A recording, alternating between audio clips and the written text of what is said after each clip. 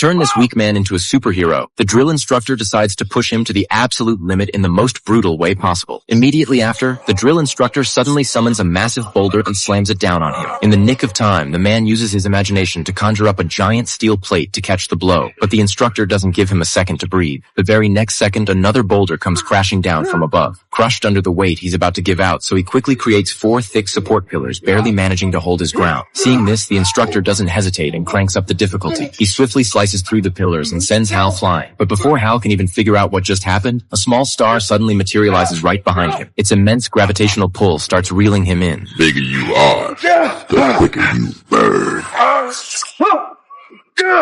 Next thing he knows, Hal is knocked flat on the ground. The instructor, pretending to be helpful, reaches out a hand to pull him up, but the second Hal takes it, he gets knocked out cold with a single punch. After this humiliation, Hal's anger finally reaches its breaking point. He kicks the instructor square in the groin, but this cheap shot doesn't go unnoticed. The Corps commander Sinestro has been watching from nearby, so he decides to teach this worthless rookie a lesson himself.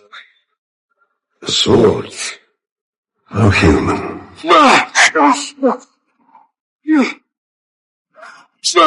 But after just a few exchanges, Sinestro has Hal pinned, both blades pressed tight against his throat. Sinestro stares at him, his eyes dripping with contempt. That's when Hal completely loses his cool. Desperately, he conjures up a green-flamed minigun out of thin air, but Sinestro easily shuts it down. Then a shield comes flying in, smashing into Hal and sending him flying once again. The gap in power is just way too massive. Hal's will to fight instantly evaporates. Reek of fear, Hal Jordan. You assaulted memory by wearing a dream.